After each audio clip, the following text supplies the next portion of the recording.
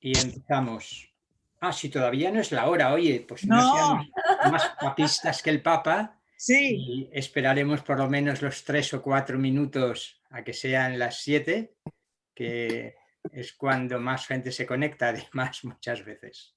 Vicente, Sí. quería mucho pedirte si pudiera explicar lo del correo, por favor, que yo me entré recién y vi que estaba explicando la parte final, creo, pero no. El correo último que envié. Sí, relativo a que van a faltar sesiones o algo así, no entendí muy bien. Sí, que vamos a ampliar el curso y de momento programamos de manera flexible otras 4 sesiones. Si lees el mail con calma, está más explicado. Ah, vale, ok. Y el 5 hay un descanso, según entendí ahora. Exacto, el 5 hacemos un puente de silencio entre el final de estas 4 primeras sesiones y el comienzo de las otras 4. Vicente, ¿y el cambio de horario cómo sería para los que estamos en América? Claro. Hola, buenas. Hola a todos. Buenas a Hola. todos. Esperemos a que aquí cambie la hora. Yo por lo menos ahora no lo sé en este momento, porque supongo que es que a las 7 serán las 8, ¿no? Es decir, cuando sean las 7 aquí serán las 6. Entonces en Argentina me parece que en lugar de 4 horas serán 3 de diferencia, pero no estoy seguro. Lo miramos despacio o lo miro despacio y ya os lo comento, ¿vale?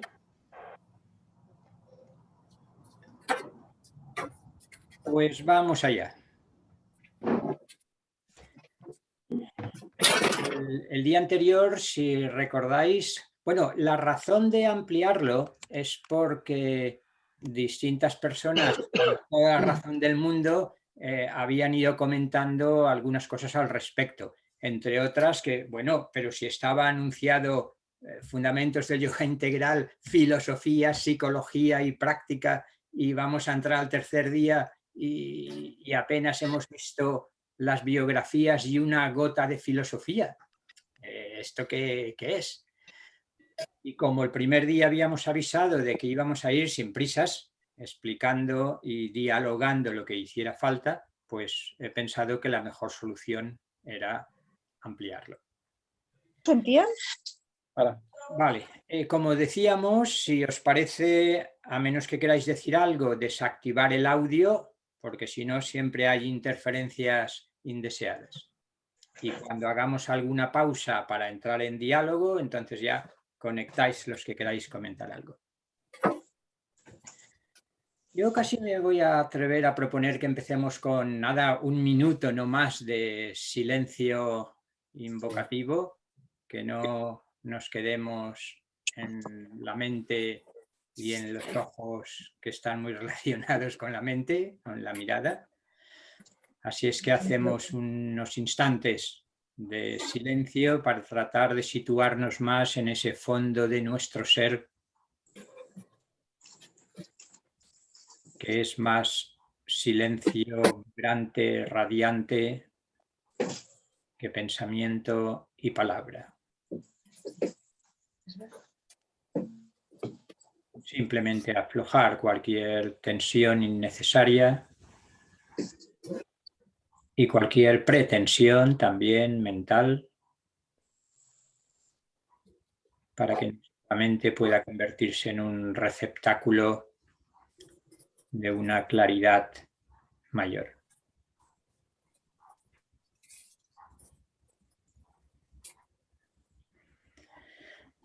Vale, y ya empezamos. Recuerdo muy brevemente, en realidad, como decíamos, hemos visto las 2 biografías de Sri Aurobindo y de Mira Alfasa, la madre, destacando las experiencias místicas, yógicas, esotéricas, ocultistas de ambos, para que desde el principio quede claro que el yoga integral y el no dualismo o adualismo, como proponen algunos, no es solo una filosofía, una teoría, una concepción del mundo, aunque también se... Y en la filosofía la verdad es que también vimos poco, vimos la aspiración humana como punto de partida, las dos grandes concepciones del mundo que dejan insatisfecha a la humanidad y al individuo que va buscando respuestas satisfactorias, el materialismo reduccionista y el espiritualismo ilusionista, Shankara. Y desde ese momento ya queda claro que Shankaracharya y el Vedanta no dualista tradicional, al que Sri Aurobindo denomina ilusionista, porque considera que toda la manifestación es maya, una especie de ilusión, Shankara decía, se constituye en el interlocutor principal, probablemente, de la obra de Sri Aurobindo. Si esas dos concepciones son insatisfactorias, veíamos que Sri Aurobindo va a proponer lentamente, paulatinamente, desarrollándolo en la vida divina y en otras obras, una concepción integral, un no dualismo integral, Purna Advaita. Y que eso pasa por una determinada concepción de lo absoluto, por una determinada concepción del mundo y por una determinada concepción del ser humano.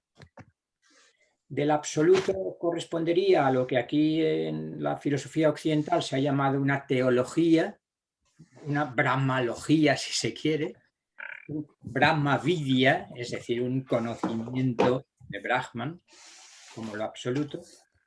La cosmología insinué algo, no sé si hoy podremos ver algo más de cómo es una cosmología multidimensional y concretamente septenaria, con 7 planos de existencia. Y la psicología y la antropología, es decir, la concepción del ser humano que tiene Sri Aurobindo, la dejamos para el apartado que llamábamos psicología. Y ya en la concepción de lo absoluto, queda por ahí alguien con el audio activado y escuchamos el tintineo de la taza de té o de mate o de café que se está tomando. Así es que, si es posible, desactivamos el audio. Decía que nos quedábamos en la concepción integral del absoluto, no voy a repetirlo, pero si recordáis, en el Vedanta predominaban el par Brahman-Maya, el uno inmutable, supracósmico, la otra pura ilusión inexplicable. En el Samkhya y el Yoga de Patanjali teníamos Purusha y Prakriti. Purusha es, una vez más, es conciencia pura, espíritu, pero inmóvil, inmutable, puro vidente, mientras que Prakriti, la naturaleza, en sentido amplio, todo el mundo de la manifestación, es activa, es dinámica, pero es inconsciente. Toda conciencia pertenece solo a Purusha. Por tanto, un dualismo radical. Frente a eso, Sri Aurobindo proponía el par Ishvara-Shakti. No lo repito, solo que Ishvara y Shakti es el propio absoluto, que es no dual en el sentido de que no se trata de dos principios irreductibles, el uno al otro, como estábamos viendo en los dos pares anteriores, sino que es la presentación con dos rostros de la realidad única, no dual. Brahman, cuando decimos Ishvara, es el aspecto conciencia de Brahman, y cuando decimos Shakti es el aspecto energía, fuerza, poder, dinamismo, creatividad del propio Ishvara, del propio Brahman. Vale, pues más o menos habíamos visto eso y hoy me gustaría centrarme en 2 puntos, entre otras cosas porque voy a empezar a tratar de recoger algunas de las observaciones, preguntas y comentarios riquísimos, todos ellos que se van realizando. Con lo cual me gustaría centrarme en 2 aspectos. Uno, la supermente, y otro, la concepción evolucionista en Sri Aurobindo, quizás comparándolo con algunas otras concepciones evolucionistas más o menos científicas o más o menos filosóficas. Enric, no sé si tenéis el micro cerrado ya, me parece que sí. No. Vale. Y voy a empezar por la supermente y para eso voy a compartir pantalla y vamos comentando. A ver si va bien lo de compartir pantalla, porque la otra vez parece que en la segunda ocasión no funcionó del todo. Rosona. Parece que sí. Y si nos vamos aquí, todavía mejor. Bueno, eso de todavía mejor es un decir. De momento es pantalla en negro. Vale. A mí me gusta hablar de la mente, de la supermente, como si fuera el verdadero corazón del misterio divino. Recordad que la supermente es el hilo conductor y la clave de bóveda, tanto de la concepción teórica, filosófica, gnóstica de Sri Aurobindo, como de su obra, lo decíamos también, de su obra práctica. Cuando lleguemos al yoga, que es la práctica, veremos que se trata de una supramentalización, de una transformación de todo nuestro ser y de toda la realidad, podríamos decir, una transformación que es específicamente supramental. Veremos qué significa eso. Es el corazón del misterio porque sintetiza todas las paradojas, todas las aparentes contradicciones que en otras teorías no quedan resueltas. ¿Qué es la supermente? Empecemos por unas definiciones que creo que son muy explícitas.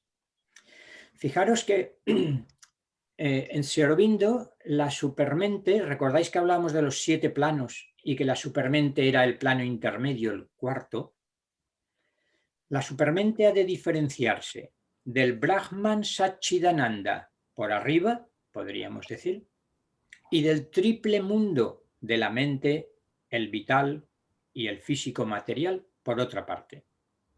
Por tanto, la supermente obviamente no es que sea algo distinto al propio Brahman Satchidananda, pero Brahman Satchidananda existe independientemente de su supermente de una manera en la que no están activadas todas las potencialidades que ahora vemos en acción en la supermente. La naturaleza original de la supermente es la autoconciencia y la omniconciencia del infinito, el espíritu o el yo universal, como se quiera llamar. Autoconciencia porque obviamente es consciente de sí mismo. Fijaros que ya hemos insinuado y quizás tendremos que desarrollar que una de las paradojas o aparentes oposiciones que la supermente reúne y sintetiza es el del aspecto personal y el aspecto impersonal de lo divino. ¿Persona qué significa? No estamos hablando de persona humana, obviamente. Podríamos hablar de persona divina o de persona infinita, como hace Sri Aurobindo. Y incluso en las religiones teístas, decir que Dios es autoconsciente es afirmar el carácter personal. Es decir, la autoconciencia podríamos decir que constituye uno de los rasgos imprescindibles de una realidad personal, espiritual. No es solo conciencia, es conciencia de sí mismo. Es la conciencia que el absoluto tiene de sí mismo. Pero no es una autoconciencia vacía, podríamos decir, sino que es también la omniconciencia, es decir, tiene conciencia de todas las cosas. El espíritu, el infinito o el yo universal, obviamente es el sujeto último. Subrayo la noción de sujeto para diferenciarla de cualquier otro objeto que exista en el universo. Los objetos no tienen autoconciencia. Los objetos son parte de Prakriti en esa terminología. los sujetos son aquellos entes, entidades, realidades que se caracterizan por ser conscientes de sí mismos. Se ve, por tanto, la supermente es, paso a la siguiente, es una cita de la Síntesis del Yoga, del tercer libro. La supermente es también la gnosis universal. Gnosis es la sabiduría, decíamos, es Sofía. Esta gnosis universal, esta omnisciencia, es la supermente divina y puede entenderse como la inteligencia infinita, pero, esto es importante, en su accionar en el mundo. El Brahman Satchidananda como tal es supracósmico, no se mezcla para nada con el mundo. Es ese mismo Brahman Satchidananda en tanto que supermente, en tanto que Ishvara. Se ve con claridad ya que la supermente no es nada más que la capacidad de Ishvara. La supermente es supermente de Ishvara. Es supermente del espíritu absoluto, del infinito. Todo su conocimiento es originalmente conocimiento por identidad y unidad. ¿Recordáis que esbozábamos también algo de lo que llamamos la epistemología o la teoría del conocimiento, la gnoseología de Sri Aurobindo, que él habla en términos de conocimiento vedántico y cuya esencia, la esencia del conocimiento vedántico, del conocimiento de la supermente, es un conocimiento por identidad?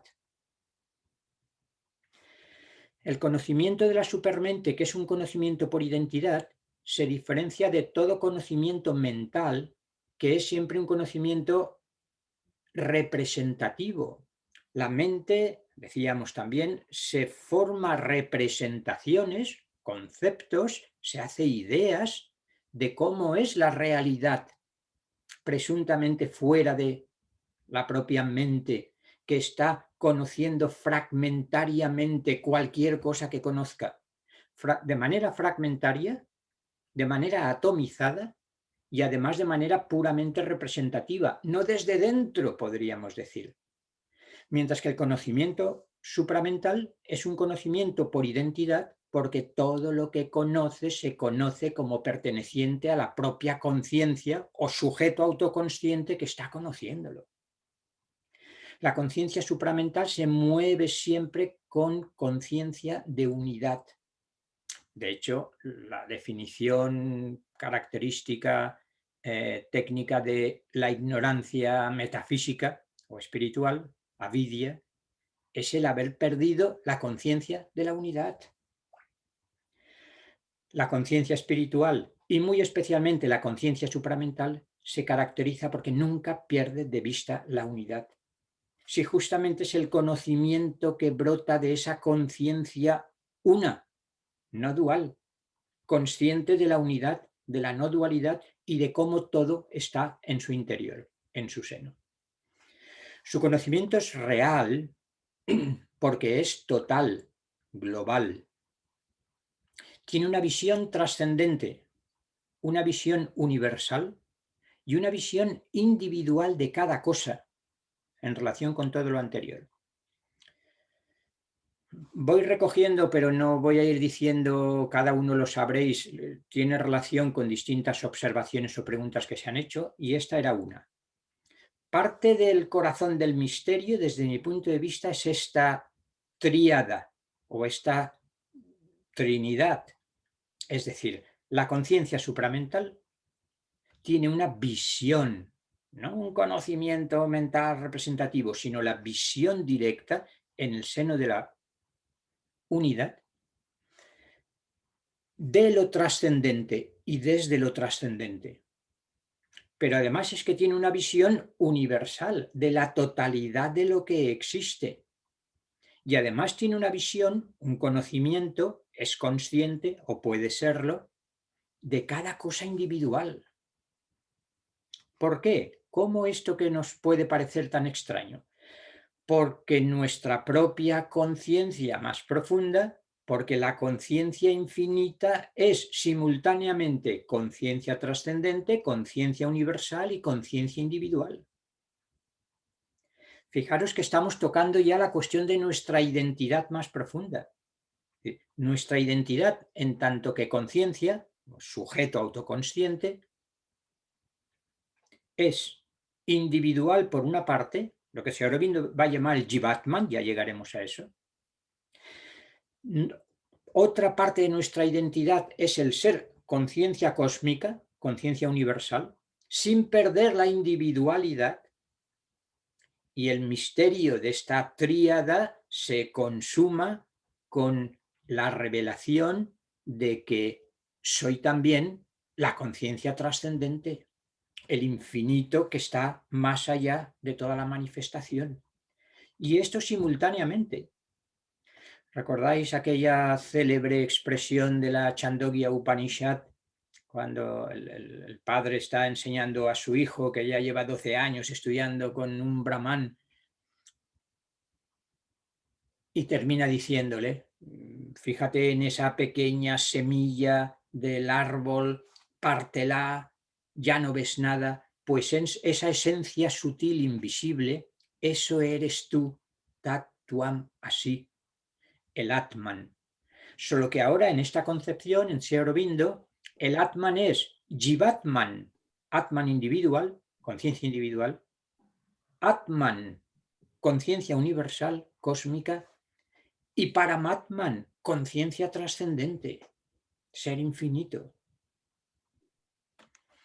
Pues bien, la supermente, para terminar esta cita, es un poder divino directamente consciente de la verdad. Contiene en sí todo el conocimiento. Es en su grado sumo sabiduría divina en eterna posesión de toda la verdad. Esto a los más dados a la filosofía occidental les puede recordar el mundo de las ideas de Platón, y no han faltado comentaristas, incluso le preguntaron a Sri Aurobindo por lo que usted sepa de Platón, y le pasaban algunas citas de Platón.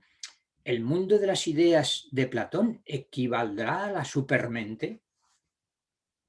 Sri Aurobindo matizó la respuesta y dijo que en parte sí, como podéis ver, porque la visión del mundo de las ideas es la visión de toda la verdad. Las ideas son las esencias de las cosas. Las ideas son la verdadera realidad y están más allá del espacio y del tiempo. El alma, recordad, ha tenido una visión directa de las ideas porque es su hogar natal. El alma pertenece al mundo de las ideas y antes de encarnar ha contemplado todo el mundo de las ideas. Por tanto, ha estado en eterna posesión de la verdad. Por eso investigar no es más que recordar. La famosa teoría de la anamnesis, toda investigación en realidad es recordar lo que ya sabemos. Vale, empieza a verse un poco la naturaleza de la supermente, autoconciencia y omniconciencia del infinito, gnosis universal, conocimiento total, global, por identidad, sofía, sabiduría divina. Veamos unas cuantas más y después pasamos ya al diálogo. Como la cuestión de Maya es tan importante, he querido recoger la diferenciación que hace Sri Aurobindo entre la Maya mental inferior, que es engañosa, que es a la que se refiere Shankaracharya y buena parte del Vedanta, y por eso le da la impresión de que todo el mundo es una especie de ilusión. La diferencia de lo que él llama la Maya divina o la Maya superior. Recordad que Maya es Shakti en el fondo. Y por eso esta última, la Maya divina, en realidad es la supermente. Que todo el mundo es la manifestación del poder Shakti. Y en ese sentido, la exteriorización de lo absoluto. Eso es, además, afirma Sri Aurobindo, lo que los rishis védicos decían ya. Creo que lo hemos comentado en alguna ocasión.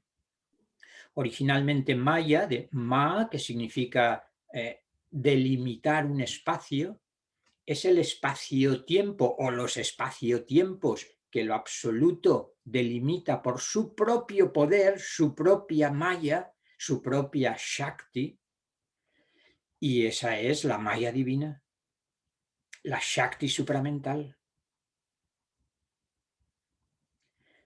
¿Y por qué hace falta hablar de supermente?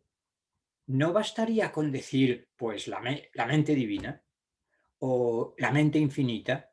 Sí, es cierto, cuestión terminológica, pero al menos en el lenguaje de Sri Aurobindo quiere determinar muy claramente cuál es la naturaleza de la mente, que sería justamente ese conocimiento mediado, ese conocimiento indirecto, ese conocimiento representativo, ese poder limitado. Y por eso él mismo dice, la mente entendida así, que me parece muy bien que la entienda así, no basta para explicar la existencia en el universo.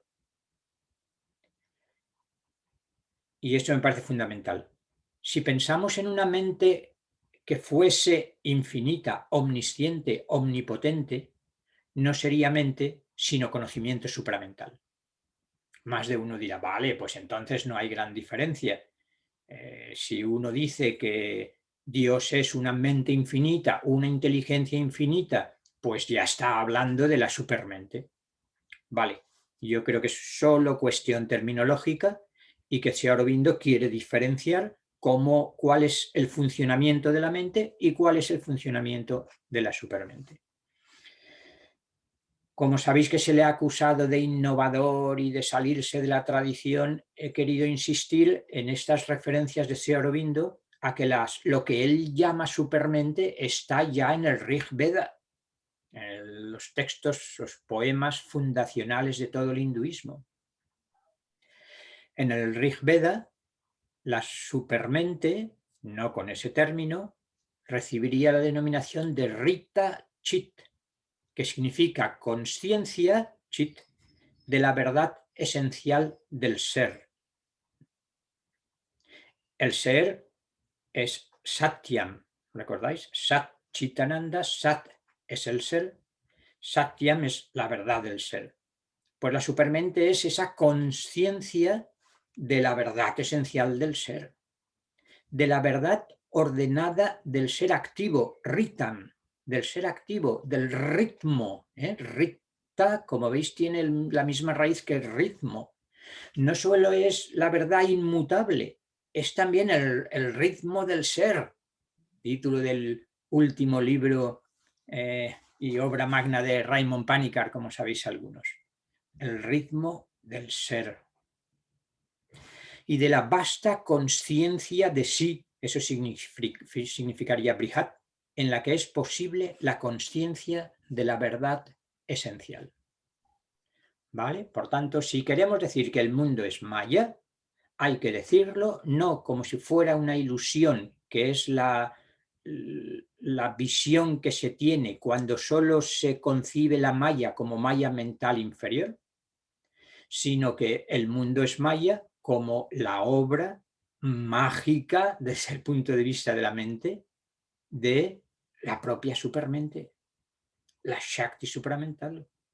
Se ve que Ishvara Shakti, cuando hablamos de la Shakti supramental, es el aspecto Shakti de Ishvara.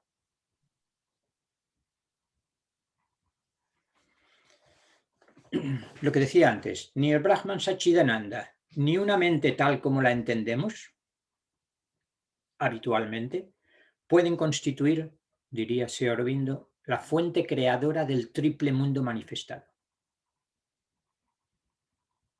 Lo que en otras terminologías sería el logos, en el sentido del logos creador de todo el universo en este caso, es Ishvara.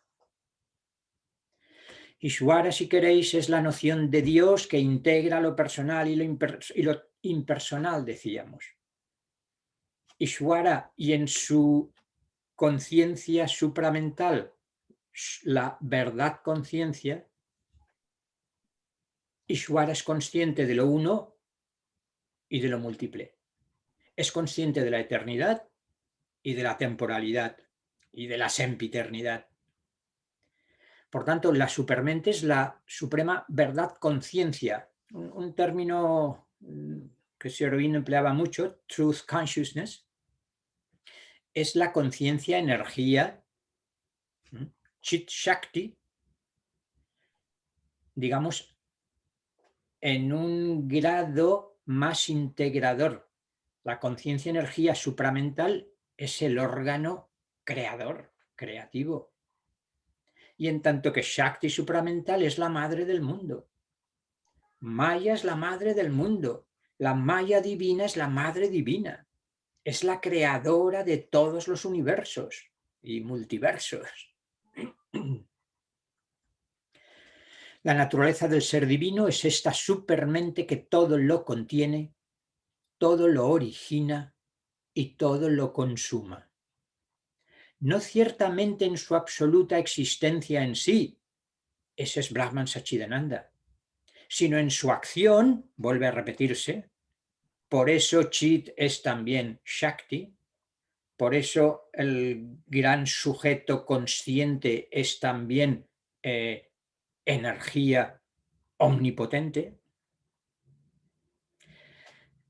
Ishvara es el Señor, de hecho, Ishvara, la traducción más habitual es el Señor en el sentido de el Señor divino, the Lord, y es el creador de sus propios mundos. Esta es la verdad, termina diciendo Sri Aurobindo en la vida divina, esta es la verdad de lo que llamamos Dios. Se ve que se está ofreciendo una concepción muy determinada, muy integral, muy holística de lo absoluto, que si a Aurobindo no le importa utilizar de vez en cuando el término Dios, una vez hemos matizado que ni es el Dios personal de las religiones teístas radicalmente separado del mundo y de las almas o de los seres humanos, ni es solo el Saguna Brahman del Vedanta, sino que es Saguna Brahman, pero es también Nirguna Brahman. No sé si algo de eso recojo aquí. No. Omnipresencia, omnisciencia, omnipotencia. Los tres atributos que se han dicho siempre de lo divino. Me dice aquí que alguien, que Dolores creo ha levantado la mano, pero me parece... Dolores, si quieres decir algo, adelante. No, perdona, no, ha sido un fallo, no. Estaba interesada con el concepto de Ishvara, muy interesada y no sé, quería que continuaras, pero no sé por qué se me ha puesto lo de la mano, lo siento. Vale. Estoy aquí tomando apuntes y claro. Muy bien. Adolfo, Vicente. Adelante, Adolfo. Sí, te quería preguntar, en la anterior, ¿podrían poner la anterior esto? Está Ishvara, el logos creador es Ishvara y la supermente. No, ¿y la supermente? ¿Son dos cosas distintas? ¿O allí es que es las dos cosas? ¿O la supermente se identifica más con el aspecto Shakti? Sí, claro. La supermente integra, yo diría, a la misma realidad, según la perspectiva desde la que la estamos mirando o la queremos explicar, le damos un nombre u otro. Bueno, esto ya está claro desde el presunto, es algo análogo a lo que sucede con el presunto politeísmo hindú, en el que, pero si hay muchos dioses distintos, son distintas funciones, distintos poderes, distintos principios de la única realidad, no dual. Aquí lo mismo yo diría. Lo único que existe es Brahman Sachidananda. Con una palabra, Brahman, o para Brahman, si se quiere. Para Brahman, que es el Brahman supremo. Ahora bien, uno de sus, ahora luego iremos a lo de los equilibrios o estados, a los tres equilibrios que se dan en la supermente. Pero la misma realidad es Brahman Sachidananda, solo que cuando tenemos en cuenta solo su aspecto supracósmico ajeno al mundo, que está allí viviendo en la eternidad, lo llamamos Parabrahman. ¿Quién va a ser si no el mismo Parabrahman? El que cuando se ponen en acción sus distintas potencias cognitivas y volitivas, su omnisciencia y su omnipotencia, como se relaciona con el mundo y con la acción, a Brahman lo llamamos Ishvara.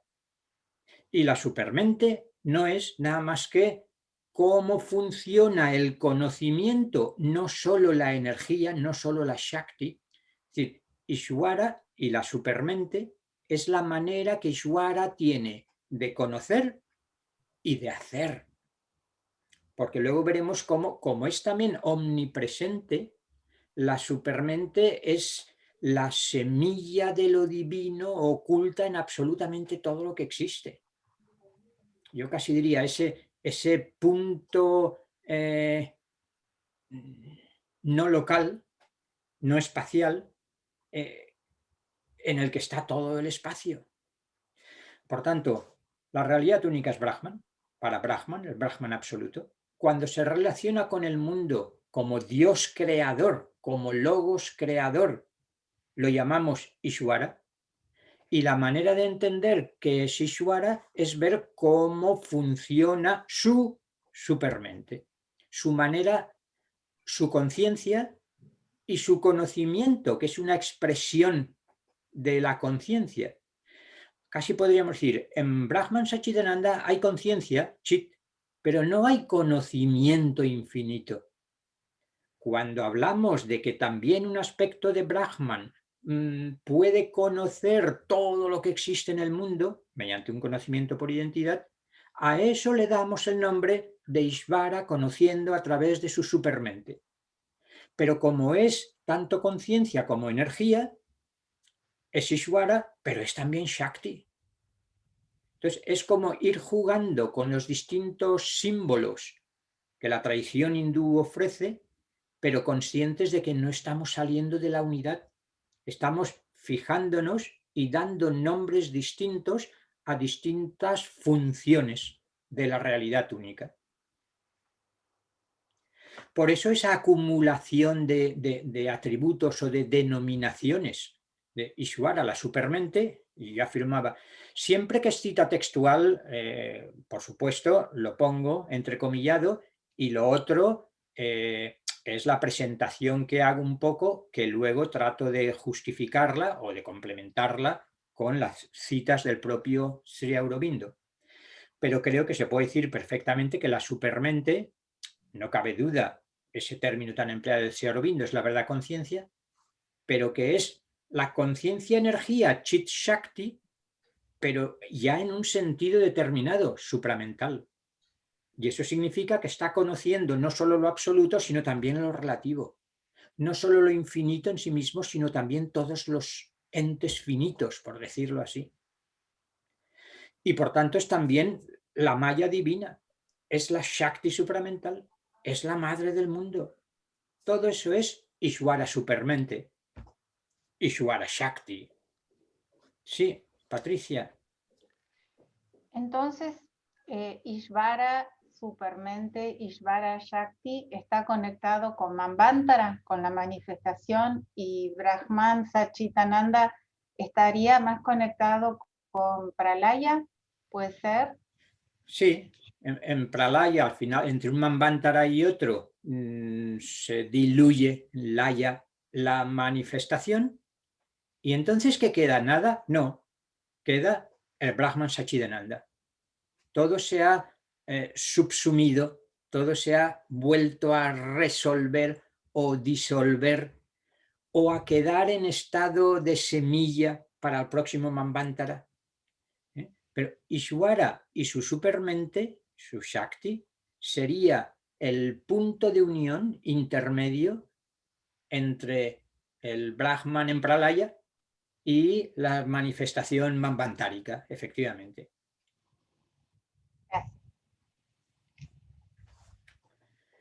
Sí, volvemos pues a la omnipresencia, lo que estaba diciendo.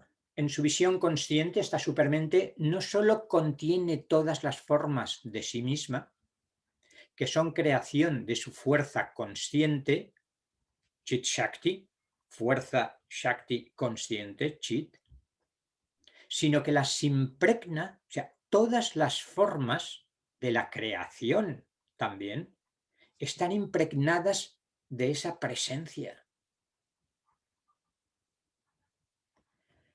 La supermente de Ishvara es la presencia íntima de todas las cosas, la luz que está pugnando por revelarse a sí misma a lo largo de toda la manifestación progresivamente.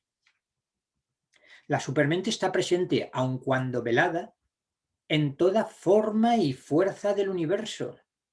La conciencia del átomo, podríamos decir, ¿el átomo es solo energía? ¿O la energía es solo energía? No. El átomo es también consciente. Mejor dicho, es conciencia velada, durmiente. Tan velada, tan durmiente, que todo el despliegue es para que despierte esa conciencia. La supermente está presente, aun cuando velada, en toda forma y fuerza del universo. Es la que determina soberana y espontáneamente la forma, la fuerza y el funcionamiento.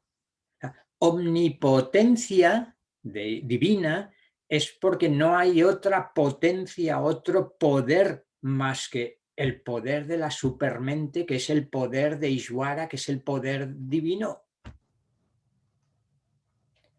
Pone límite a las variaciones que impone. Recoge, dispersa, modifica la energía que utiliza. Ahora continúa, pero quizás empieza a verse con mayor claridad cuando algunos comentaristas hablan de una filosofía de la naturaleza y una filosofía de la historia, de un evolucionismo extraordinariamente optimista. Si Aurobindo diría, no es optimismo, es realismo. Realismo en el sentido de saber que absolutamente todo el despliegue, mejor que evolución, Juan, si estás por ahí, como Jepser prefería, todo el despliegue de lo que está implícito, David Bohm, el orden implicado o implícito, está regido, dirigido por la omnisciencia y la omnipotencia de Ishvara.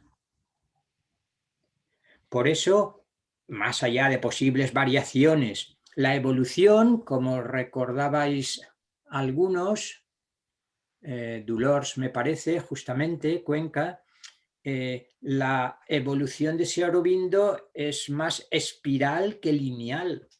En varias ocasiones, efectivamente, Sri Aurobindo lo recoge, puede haber recaídas, hay vueltas de la espiral, pero está perfectamente programado.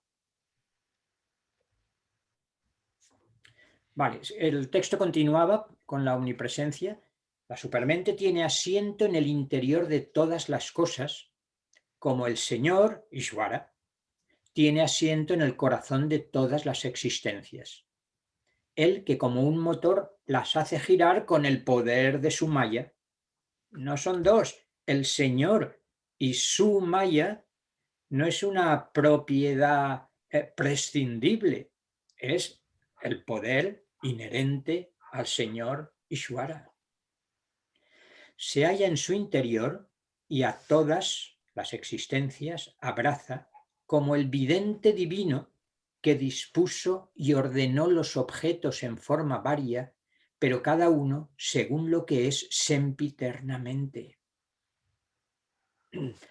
Se ve, lanzando ya puentes con el yoga integral, con esa actitud central que ya hemos insinuado y en la que tendremos que insistir de la entrega total. La entrega confiada en brazos de la Madre Divina, a nivel teórico cognitivo, viene de la certeza, aunque sea subjetiva, de saber que absolutamente todo lo que ocurre está teledirigido por el Señor a través de su poder, de su Shakti. Por tanto, entrega confiada en brazos de lo divino que tiene su justificación en esta comprensión. ¿Qué diferencia, como veremos si nos da tiempo, con otras concepciones evolucionistas o más científicas o cientificistas o simplemente filosóficas de otro cariz, como veremos?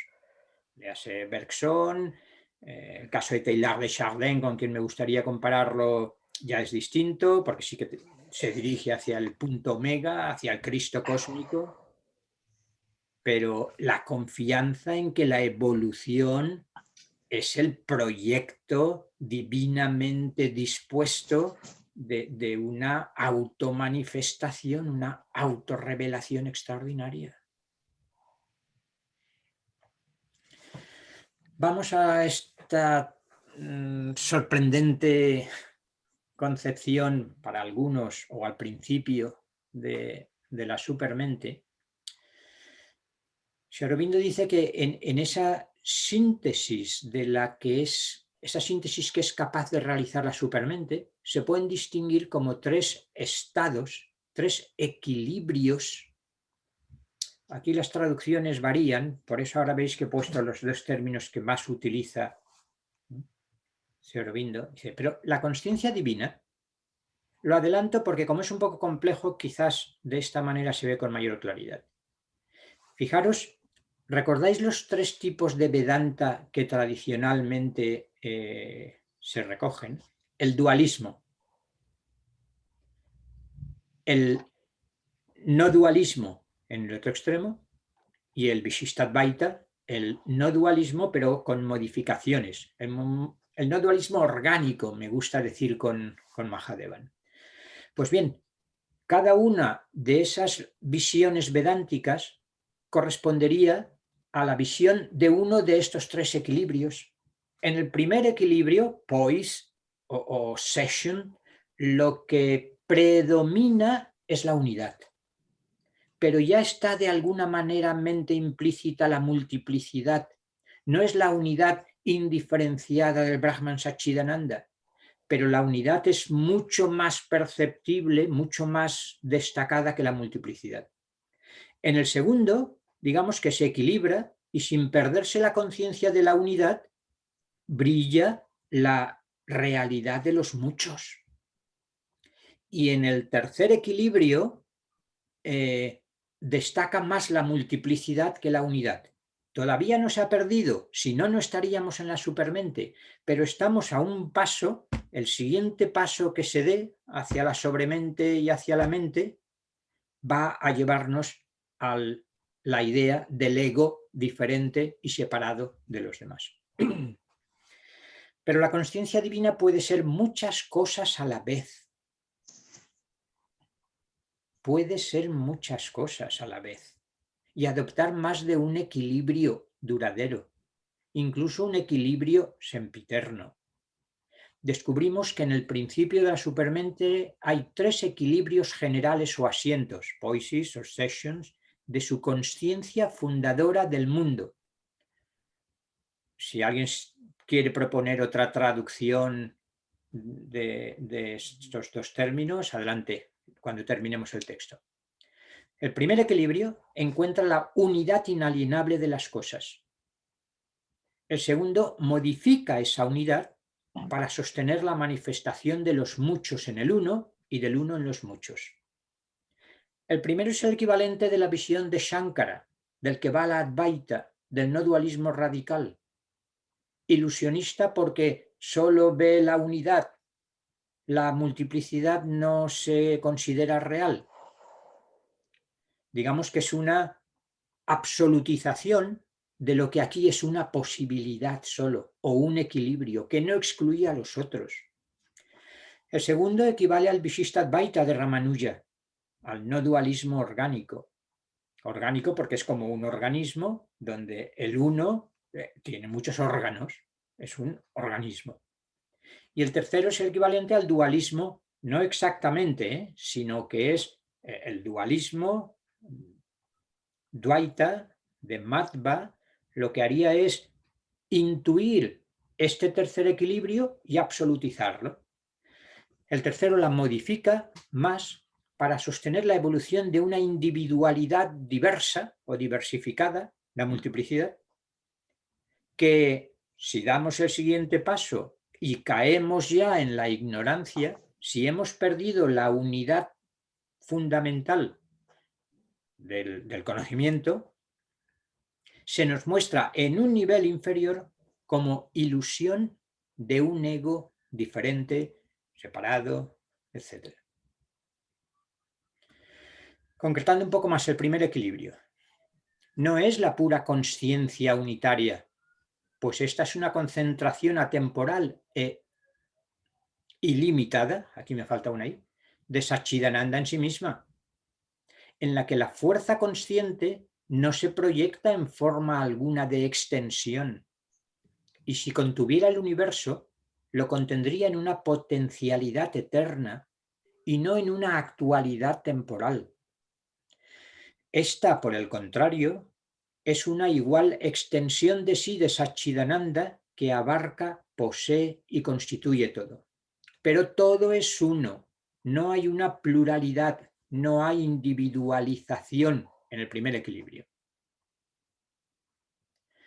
En el segundo equilibrio, aquí la consciencia divina se realiza en cada uno de los nombres y formas. Soporta el juego del movimiento individual, uno y muchos. En todas partes el ser consciente es el mismo en cuanto dos términos fundamentales que volveremos a recoger en su antropología o psicología.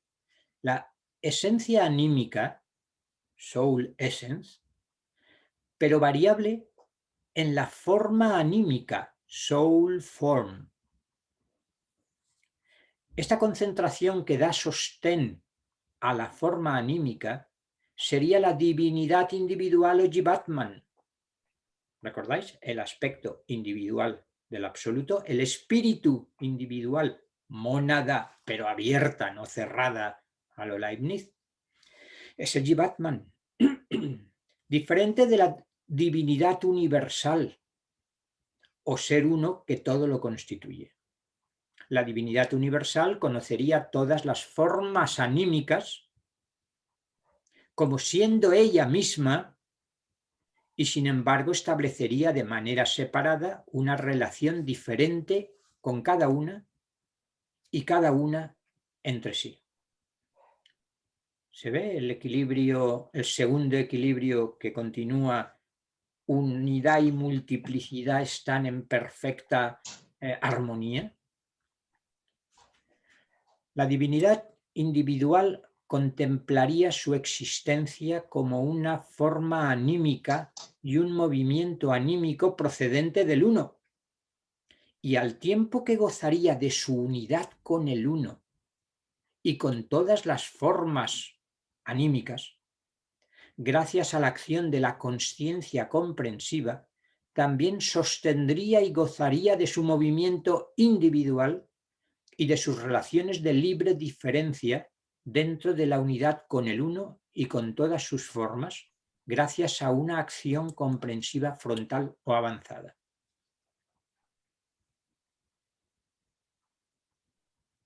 Vale, termino con el tercer equilibrio, que se está alargando quizás excesivamente este punto tan abstracto, digamos. Ese tercer equilibrio sería el de un dualismo gozoso, fundamental, en la unidad entre la divinidad individual y su fuente universal, con todas las consecuencias derivadas de la conservación y de la operación de tal dualismo. Este verdadero individuo espiritual no se arrogaría una existencia independiente o separada.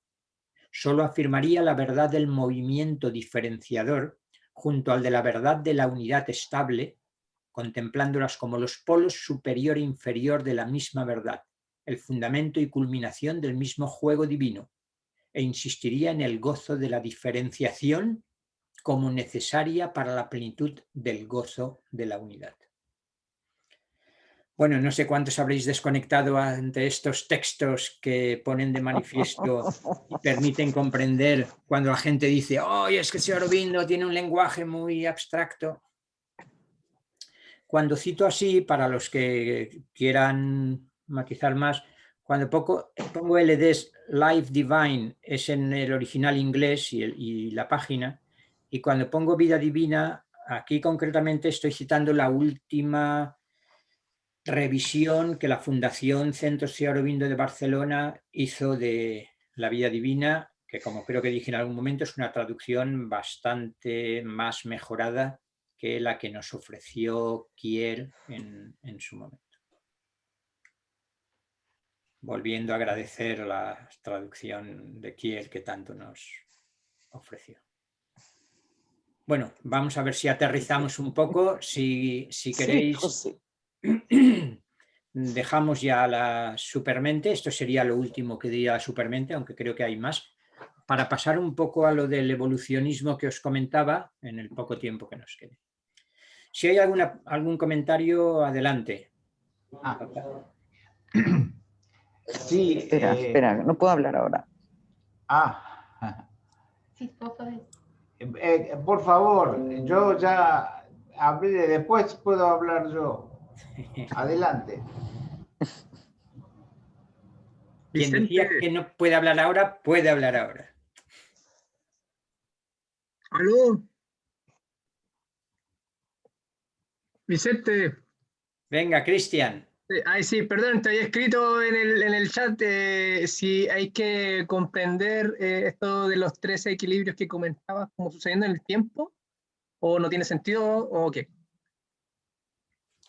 Si los 3 equilibrios pertenecen al tiempo, dices. Si hay que entenderlos como una progresión en el tiempo, como tú los separas en 1, 2 y 3. No, para nada. Desde mi punto de vista, para nada. Son 3 posibilidades que existen simultáneamente en el seno de las supermente. Vale. Las 3 igualmente reales. Y en ninguna de las 3 se ha perdido la unidad. Solo que la unidad es predominante en el primero, la multiplicidad es predominante pero no excluyente ni ha perdido la conciencia de la unidad en el tercero, y en el segundo hay un equilibrio entre el uno se sabe ser él mismo en todas sus formas y cada forma sabe que en el fondo es el uno. Pero no hay progresión entre ellas 3. Perfecto, vale. Ya. ¿Puedo como reformular la pregunta de Cristian, que a lo mejor ponerlo de otro modo, pero me parece que a lo mejor está conectado con lo que Cristian percibe? ¿Puede ser que el primer equilibrio de la supermente esté más orientado hacia Brahman Satchitananda, del mismo modo que el tercer equilibrio está más conectado hacia el pleno de la manifestación? Y si bien son todos simultáneos, a lo mejor por eso, Cristian lo relacionaba con el tiempo. Puede ser que uno esté como mirando más hacia lo inmanifestado y el tercero plenamente en lo manifestado y el segundo haciendo de puente. Esa sería mi pregunta. Sí, yo creo que puede verse así, como son distintos modos de tratar de expresar el misterio de lo absoluto, pero efectivamente creo que perfectamente el primero está más cerca, mirando más, decías tú, con una imagen visual muy clara a lo inmanifiesto, y el otro estaría más cerca de la manifestación, ¿cierto? Yo siento que, digamos, también tiene relación con con la excelente pregunta de Cristian, ¿no? Que de alguna manera hay en el cosmos, con K, como tú dices, para no asociarlo solo a lo físico, como una escalera, una escala, desde la conciencia absoluta del Satchitananda hasta la conciencia nuestra, de nuestro ego, que sería todavía un descenso ulterior del tercer equilibrio, donde se acopla nuestra ignorancia, nuestra avidia, que para Aurobindo es algo importante para nosotros y que hace que esa noción de conciencia individual, aunque no separada del resto de las conciencias y del universo, cuando esa conciencia por la ignorancia se transforma en el ego que sentimos nosotros separado, allí está la conciencia que normalmente tenemos. O sea que está la totalidad. Lo que se quiere mostrar es la totalidad. Lo absoluto, con la conciencia universal, con las conciencias individuales superiores, por así decirlo, y con nuestras conciencias individuales ya llenas de ilusión y de, ¿no es cierto?, de personalidad, en el mal sentido, digamos, de persona, de máscara, ¿no? Sí, a menos que alguien quiera decir algo más, que vuelvo a dejar el espacio, esto conectaría muy bien con lo que quería insinuar acerca de la evolución, de la involución y la evolución, porque lo que estás indicando es justamente el momento de involución, donde desde la supermente, al pasar a la sobremente, overmind, allí están todas las posibilidades, pero la sobremente ya no es capaz de recogerlas de manera sintética perfectamente. Entonces, cada posibilidad que antes se veía como una parte de un todo, digamos que el todo empieza a disgregarse. Y cuando llegamos a la mente, y con el surgimiento de los egos, es cuando efectivamente el ego se siente diferente y separado de la unidad y de todos los demás, cosa que no sucede en el tercer equilibrio de la supermente. ¿Algo más antes de pasar a los evolucionismos posibles? Yo solo quería aclarar que cuando hice la pregunta tenía en mente justamente una vez leí un libro aquí en Wilber que hablaba sobre más o menos el tema de esto de que se puede considerar que hay una unidad primordial en el origen de los tiempos, si es que eso tiene sentido, y después se va separando, digamos, nuestra conciencia, digamos, de las otras cosas, esa idea de sujeto y objeto, y después se reintegra en el estado integral. Entonces me hacía la idea de que podía relacionarse temporalmente con eso. Pero seguro que tengo entendido, vas a hablar de eso o algo de eso ahora, no sé. Sí, iba a pasar un poco al evolucionismo. Alguien sugería también la relación entre la supermente y la evolución, no aquí, sino por escrito. Y claro, es que Wilber en el fondo es más aurovindiano de lo que él mismo cree en la concepción. Es cierto que es más jepseriano. No sé si, Juan, estás por ahí, pero hay un experto en Jan Jepser, que es uno de aquellos de quienes quería decir algo, y Jan Jepser es la influencia número uno en Ken Wilber. Aunque Ken Wilber, como pasa muchas veces, cuando no hay total transparencia, no lo revelaba tanto, y como maneja tantos autores, pero la influencia de la obra fundamental de Jan Jepser en Wilber es clarísima. Y sí, Aurobindo también. Sí, lo que ha dicho Cristian es propio de Gebser, o sea, es Gebser, 100%. Recordad que Jepser escribió su obra fundamental sin conocer la obra de Sri Aurobindo. Pero cuando después conoció la obra de Sri Aurobindo, llegó a decir, bueno, un reconocimiento extraordinario, y llegó a decir que estaba casi convencido de que aunque no había leído su obra, algún tipo de influencia de esa extraordinaria conciencia habría recibido ya cuando escribió su libro, porque están diciendo cosas efectivamente bastante parecidas, ¿no? Bueno, pues quería recoger, porque claro, es muy fácil hablar de evolucionismo y lo interesante sería ver distintas concepciones evolucionistas, pero no le dedicaré otro día. Lo prometo a aquellos para quienes el día de hoy ha sido especialmente pesado, cosa que no me extrañaría, al contrario me extrañaría lo otro. Y lo que no digamos hoy en 10 minutos del evolucionismo, si hay alguna pregunta lo recogemos brevemente, pero creo que no tenemos por qué detenernos más. Fijaros que el evolucionismo obviamente comienza a cobrar auge a partir del evolucionismo darwinista. Por tanto, estamos a mediados del 19. Antes puede haber concepciones evolucionistas.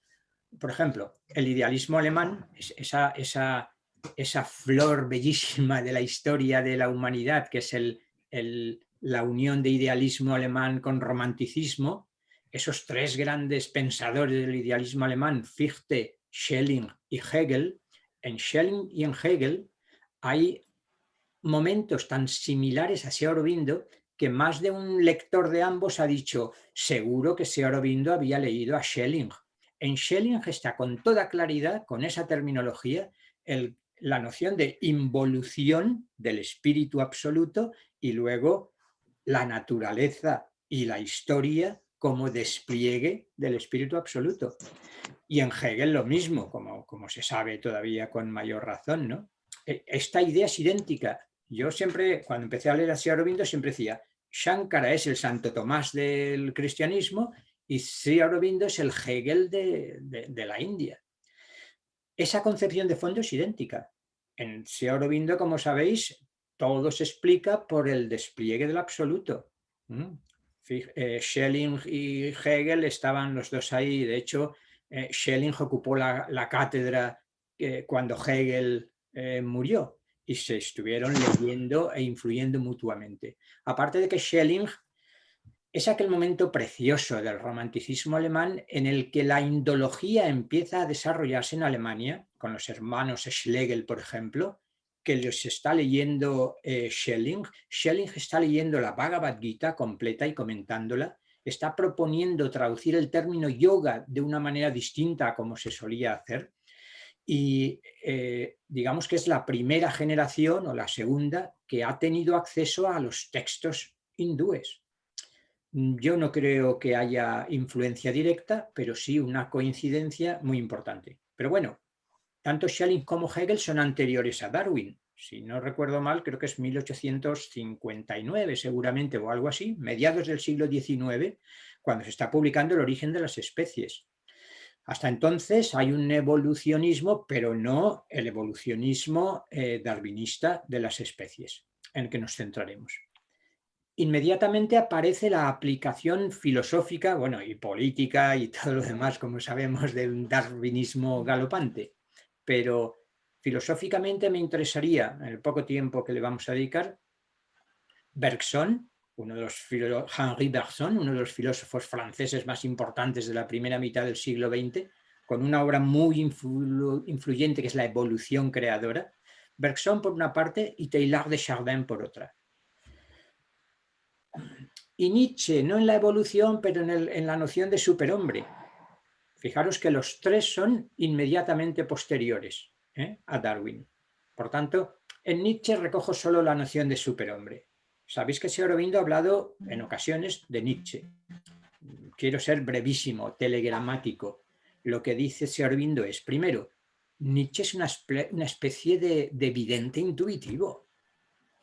Ha tenido intuiciones certeras y desde luego un psicólogo de las profundidades y un poeta. A los filósofos académicos, racionalistas, como sabéis, durante mucho tiempo se negó que Nietzsche fuera un filósofo. ¿Por qué? Porque Nietzsche no es un razonador, sino un intuitivo y un psicólogo de las profundidades. Pero bueno, no podemos desarrollar eso ahora. Sri Aurobindo dice, claro, él fue el primero en poner en la palestra el término de superhombre, Übermensch, pero es un superhombre que no tiene nada que ver con el superhombre ser gnóstico supramental aurovindiano. Es un superhombre titánico, es un superhombre asúrico, llega a decir Sri Aurobindo. Es decir, es un superhombre que es una magnificación del ego vital, además.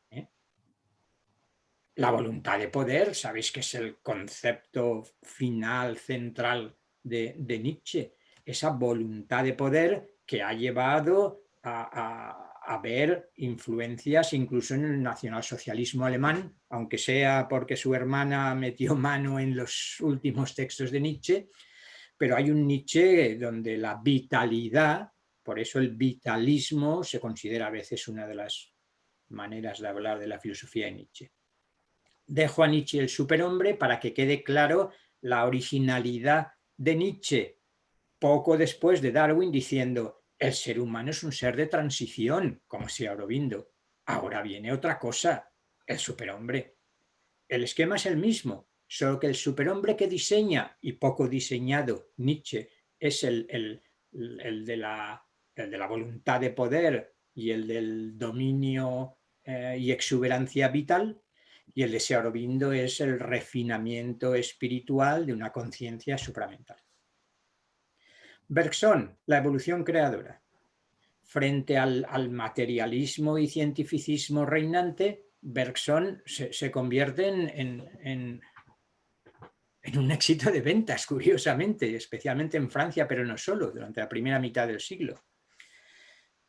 De nuevo, Bergson va a hacer una llamada a la importancia de la intuición. Y Aurobindo va a decir: sí, pero es una intuición también vital, l'élan vital, ¿recordáis? El concepto central de Bergson es el de impulso vital. Entonces, toda la creación, toda la naturaleza está regida por un impulso vital que tiende a crecer cada vez más. Bergson, mucho más refinado espiritualmente y místicamente, su última obra no tiene desperdicio. Las dos fuentes de la moral, de la moralidad y la religión. Pero si Aurobindo dice, sigue siendo una intuición es prana shakti, no es la shakti supramental, es un canto al poder creativo, pero al poder creativo vital, es prana shakti, no atma shakti ni la shakti supramental. Brevísimamente, Teilhard de Chardin. La comparación con Teilhard de Chardin, no sé si Macarena estás por ahí, que conoces bien a Teilhard también, como otros supongo, pero se ha comparado mucho con Teilhard. Al final, Jacques Massuy consiguió que Teilhard leyera 12 capítulos de la vida divina. Y entonces Teilhard exclamó: oh, asombroso, creo que está diciendo lo mismo que yo, pero para Asia. Yo estoy hablando desde el paradigma cristiano, aunque no me quieran, aunque no me dejen publicar los libros, aunque sea censurado y algunas de sus mejores obras tengan que esperar a ver la luz después de morir, curiosamente, pero estamos todavía en el cristianismo dogmático de mediados de siglo, leyó los 12 primeros capítulos de la vida divina y exclamó aquello. Es fascinante Teilhard de Chardin, entre otras cosas, por esa síntesis de ciencia, de teología y de reflexión, de paleontología y demás. Antes lo insinuaba, no quiero extenderme, pero hay puntos de contacto extraordinarios. El valor concedido a la sacralización de la existencia, de la vida. Y sobre todo ese apuntar hacia lo que él llamaba el punto omega, que identifica con el Cristo cósmico. Algunos de los lectores de ambos van a decir, y no es la supermente que está atrayendo también como magnéticamente. ¿No será la supermente el equivalente del Cristo cósmico? Y entonces me venía a la mente ese libro de Raymond Panikkar, también hay aquí lectores de Panikkar, que sabéis es una de sus múltiples tesis, que era el Cristo desconocido del hinduismo. Los que lo habéis leído recordaréis quién representa para Raymond Panikkar el Cristo desconocido del hinduismo. Juan, seguro. Ishvara. Ishvara sería el equivalente, ni siquiera en la concepción de Sri Aurobindo, pero en la concepción más tradicional, el equivalente del Cristo, el Cristo desconocido del hinduismo, no porque el hinduismo desconozca a Cristo, sino que es el equivalente homeomórfico, que diría Raymond, del Cristo, entendido en su versión no de la cristiandad, sino de la cristianía, como le gustaría decir a Reinman, ¿no? Por tanto, comparaciones muy importantes con Bergson, yo creo que menos, con Nietzsche solo en la cuestión del superhombre, con Teilhard de Chardin en ese sentido, aunque hay una pregunta que para los mejores conocedores de Teilhard podríamos escuchar la respuesta, y es: ¿el punto omega es cósmico o extracósmico? Porque claro, esta podría ser o una de las semejanzas importantes o una de las diferencias importantes. La gran diferencia, como vamos a ver repetidas veces, es que, si es que no es así también en Teilhard, en Sri Aurobindo se trata de la instauración de la vida divina en el cosmos, más concretamente en la Tierra, en estos cuerpos. O la pertenencia al Cristo cósmico termina diluyendo por una parte la individualidad en Teilhard, cosa que no sucedería en Sri Aurobindo, y haciendo más hincapié en lo colectivo, en el cuerpo de Cristo, que en lo individual. Y por otra parte, ¿está pensando Teilhard en una realización terrestre o en otra dimensión que nos es ya más conocido en las espiritualidades tradicionales? Bueno, creo que no debemos extendernos mucho más, sobre todo porque quiero dejaros también, seguro que hay muchos que queréis comentar cosas, así es que terminaríamos con vuestras intervenciones y en caso de que el diálogo sea necesario lo retomaríamos, pero al menos que podáis, ya no digo preguntas, sino intervenciones de cualquier tipo que nos enriquecen muchísimo a todos. Así es que adelante.